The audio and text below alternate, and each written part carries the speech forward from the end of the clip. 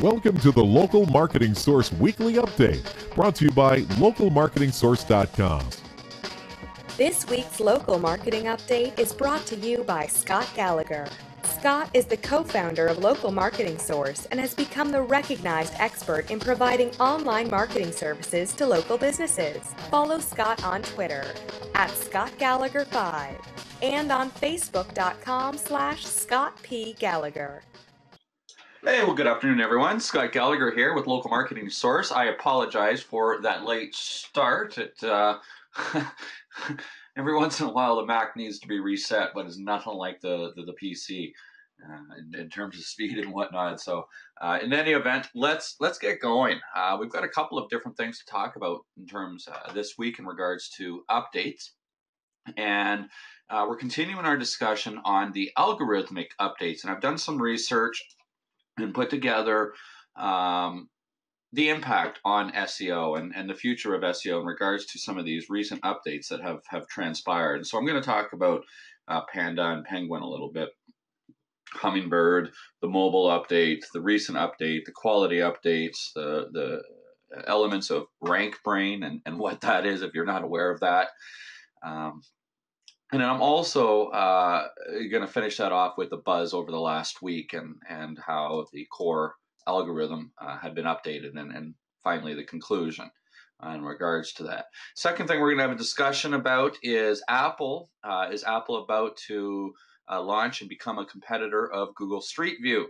So we've seen some evidence of that, and I'll talk about that. And finally, I'll finish the call off. You see at the beginning of the year, and in this business here, a lot of people, a lot of my students are full-time employees. And so I thought I would put together some information, some tips on building a business while working a day job. So on that note, anybody want to go ahead and please just let me know any questions that you've got in the questions box or raise your hand as we get going. I hope everybody's had a good week. Here we are. It surely doesn't feel like wintertime in Chicagoland. I'll tell you, the weather's been up and down. It's just ridiculous. It's all the outdoor ice. I can't even get out and get any of the players out to skate on. It's frustrating. I'm being a hockey fan. This is not wintertime. This is the worst winter you can have because you either want it cold or warm. But we're inside here building our business, so it's all good.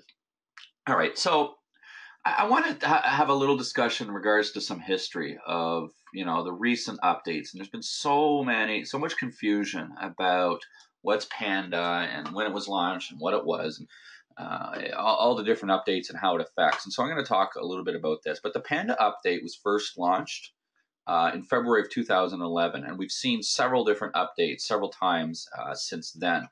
Now, this update was designed to target sites with low quality. Now, understand that.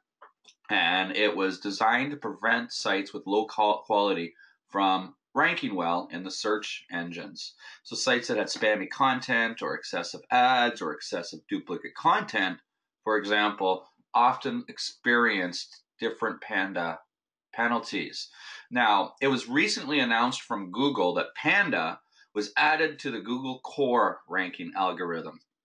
And that caused a lot of different buzz within the industry. So there's really a lot of questions, but really at the end of it, what is the integration into the core algorithm? And we're going to look into that a little bit as well. Now, Penguin was introduced about a year after the Panda update. It was April 2012. And those two updates are often grouped together when discussing Google's big push to raise the quality of content that appears in the search engine. So this update, it looked like that it largely focused on spammy content, but rather than content, it targeted spammy links. So Google looks at all of your backlinks as a signal of website authority and website reputation. And it takes a site's snapshot of the backlink profile into consideration when determining rankings. Now, back when the core algorithm was much less sophisticated, people figured out that they could manipulate the search engines just by simply getting a significant number of backlinks. And they were often very spammy and very irrelevant. And Penguin basically combated this manipulative technique. In other words, old school SEO techniques. Hummingbird now was introduced a year after that, a little more than a year, about 15 months after that. And so that was launched in the summer of 2013. And the Hummingbird update was designed to improve Google's systematic search capabilities. In other words, its speed to get the content. You think about it, a hummingbird is a fast animal. It moves its wings pretty quick. And the Hummingbird update was this almost was real time. That content and could be indexed real quickly, and the algorithm could be updated. Now, the mobile update was last year. This was a big mobile update. We saw several different updates that followed up with that.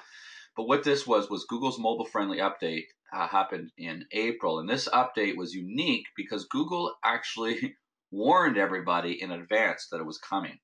Now, with this update, Google recognized that mobile was beginning to dominate much of the search and online customer behavior. In fact, just a couple of months after this mobile update was announced, Google made note that mobile searches had officially surpassed desktop. It's about a 60-40 split. So with this update, Google wanted sites to take into account what mobile users wanted to do online and how those needs were being addressed. Mobile-friendly websites being one of those big factors. Now, not long after the mobile update went live, people began reporting evidence of another major Google update, which has now been nicknamed the quality update. This is not an official name from Google. It happened so quietly at Google that Google didn't even acknowledge the change at first. Now, with this update, sites that focused on the user experience and distributing high-quality content were rewarded, while sites that had many ads and certainly types of user-generated content were more likely to be penalized. This was true for all sites that are out there, even pages like Hub Pages that had to significantly change their platform. But this ran into some problems with some user-generated content, and that update was essentially pulled back a little bit to avoid any penalties on sites that didn't deem to have it. But nonetheless, the quality update has had some changes and promotions. Now, Brain Rank, it was announced about 6 months ago, I think in November of 2015. And Rank Brain was a unique change to the Google algorithm. Now, with this update, the search engines began to venture into a world of artificial intelligence and machine learning. This is the future of what the search engines are trying to get to. And this system was designed to learn and predict user behaviors, which helps Google interpret and respond to the hundreds of millions of completely unique, never seen before queries that it encounters every day. Now, it is also assumed that RankBrain, it's assumed that it helps Google to understand content and intent of content. This is what's important. Now, although Google hasn't talked a lot about their artificial intelligence work, but they said that it has become the third most important ranking signal. Get that in mind and understand that Google, the Brain Rank helps Google to interpret content and intent of content in some ways. This is less than 6 months old, and Google doesn't say too much about this. And so when we start to piece all the pieces together of all the different updates that I was just talking about, from Panda back in 2011, Penguin in 2012, Hummingbird in 2013, the mobile update in 2015, the quality update in 2015, and then the Rank Brain update at the end of last year, all of those add up to what the core algorithm is really trying to achieve. If you've noticed, there's a theme with all of this, and it all centers around quality of content, removing spamminess, engagement with customers, interpretations of content quality and interpretations of the intent of content. What is all that? That's fundamental marketing. Marketing is all about creating content that has value and getting it to those that are going to see it. And that translates directly into what Google's trying to achieve. They have not come out and said this. You're starting to see the SEO community starting to create buzz and discussions about this. And what it comes down to is all this buzz over the last week of the Panda and the core algorithm update. Well, I don't really care in the back end what they're doing, but what is very clear to me is that our world, our SEO world, it's impossible to isolate any of the changes. And Google unequivocally, I mean, they've said it, Matt Cutts said it himself about 3 years ago, that Google tries to get SEO people off on the wrong tracks. So therefore, what's the conclusion? And what am I saying here? You know, SEO is about staying ahead. It's about focusing on quality content and the user experience, essentially marketing. And so if you're dealing with a chiropractor or a dentist or a plumber, or whoever you're working with, understanding what that customers are looking for and in creating that marketing, those marketing channels for those customers is the caveat. Obviously, we start in the most basic world. And when we look at the 3 pillars, we've got profiles, citations, and reviews. And profiles, that strategy is an acquisition of exposure of all the profiles that are out there. There's hundreds and hundreds of them. Hundreds. You capture 10, 15 of those a month, you're doing well. The other pillar, reviews. Well, that's customer engagement, and that's feedback. That's very, very important. That's word of mouth marketing, the number 1 form of marketing in history. And then your third is citations. And don't mistake what a lot of the SEO industry talks about citations. Most people think citations are essentially just profiles, and they're not, albeit profiles are a citation, but we've separated them because a citation is merely a web reference, is a reference to a business.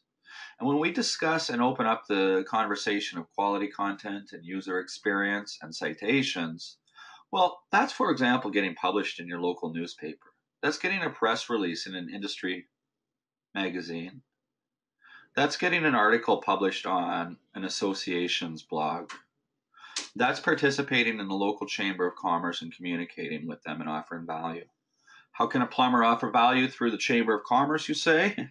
Well, I live in Chicago and it's cold. And the infrastructure in the United States is a lot older than where I grew up in Canada. And with the piping systems and some of the older communities here, the pipes being smaller, on cold winters, they tend to freeze. And so plumbers are recommending dropping salt down toilets and allowing that salt to flow out to the streets and keeping those pipes free of ice. And I know I had to learn that. I know people growing up, and it's just not common. And after talking about it, the point being is that would be a great piece of content that a plumber could add value to members of a local chamber of commerce.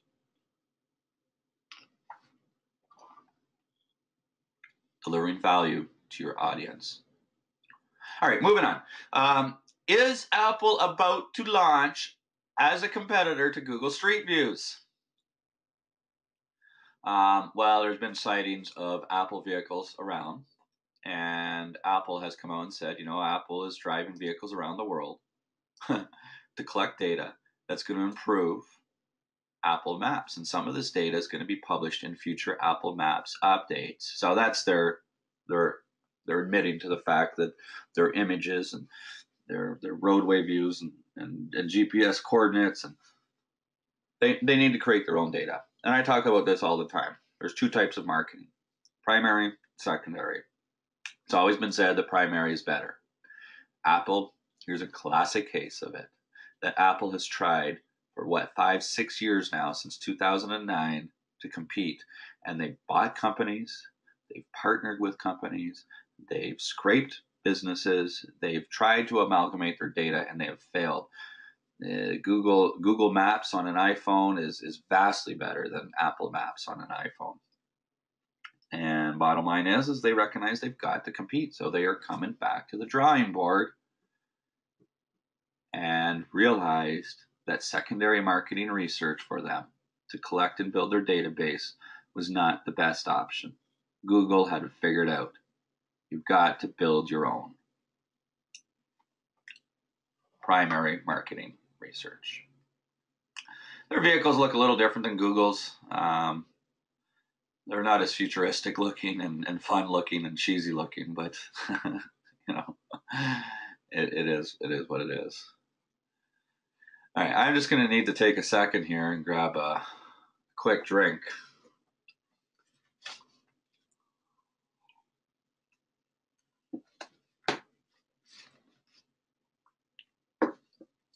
Good old iced tea, unsweetened iced tea. I didn't think unsweetened iced tea existed until I came to America. But I'm used to it now. All right, so I thought, there wasn't a lot of changes this week, and, I'm now starting to get into some pretty great detail of the discussion of all the different algorithmic updates, and there's only so much we can talk about it. I'm chirping the same tune. It comes down to understanding your audience and delivering that. So, rather than cutting it off at this point, I put together some discussion because we've got a lot of LMS students that are full-time employees, and they want the American dream to run their own business. And it's tough to be full-time and to get out there. And there's a lot of questions about whether or not, how we're supposed to get customers, and how do we build this business in a short period of time. So I got 7 different tips here in working full time and building your business at home. And some of these may seem a little bit of a nuance, but there's some importance into this. And when we understand the elements, the core elements of human beings, why is something that's very, very important. And a why gives us purpose. And purpose in life is what drives us. And if we don't have a purpose, then we're not going to be able to find that motivation. And, my purpose for running my own business is the freedom to spend time with my kids when I choose. That's the biggest purpose I've got. I mean, that's my purpose in life. So my business career is centered around my life's purpose, and my business is facilitates and supports that purpose. So my why of starting my own business was freedom of choice of my time. I get to choose, and I get to have control of my life. And my children are what drive that why. And therefore, I've constantly got pictures of my kids around. I know subconsciously, I look at them and I smile, and I can get to work where I don't choose to sleep in. Now, taking that why and moving to the second tip is commitment. And here we are in January, and it's the busiest time for fitness clubs, and February is usually their worst month because people don't commit. And how do you commit and create accountability? And so you commit yourself to your dream and establish the aspects of accountability for that commitment. Talk to people about it. Tell people what you're trying to do. That's solidifying your commitment within your own brain and within your own self. It's okay to talk about these things and continue to go forward with that. Committing to your dream. Now, 3, create a vision. Have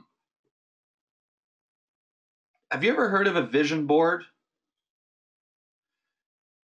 A vision board essentially is I mean, maybe Oprah's talked about it or whatnot, but it's a vision board is essentially just images of your dream. So whether you go through a magazine and cut out pictures of that dream home, or you've got your dream vacations and that vehicle and all those things in life that create that vision for you. Maybe it's a picture of your family on the beach. Well, that's mine is on there. So for me, some of my vision is to one day completely unplug, get myself on a beach in the bush, and try to live off the land. Um, that's not going to be for another decade, but nonetheless, that's something important to me, and living in that log cabin. Now, number 4.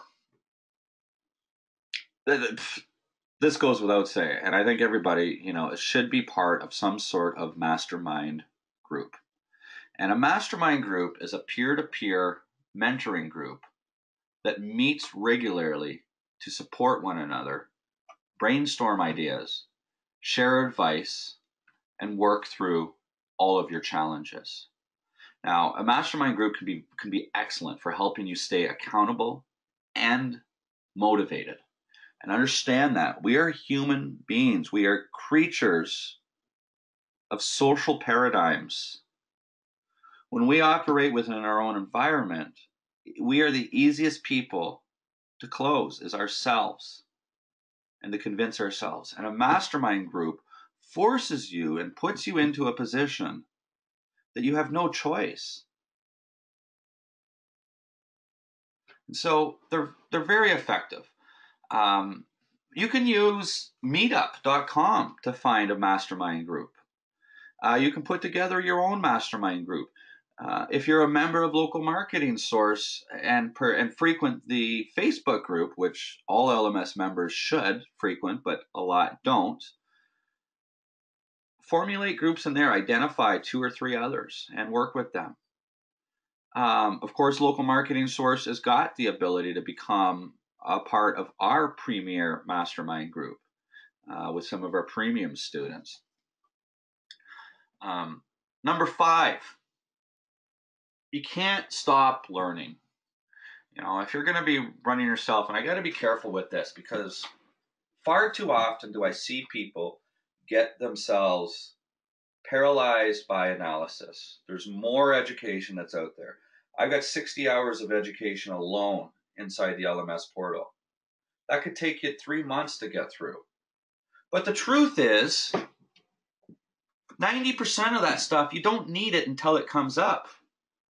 Why are you learning and spending all this time in delivering your services when you don't have a client yet?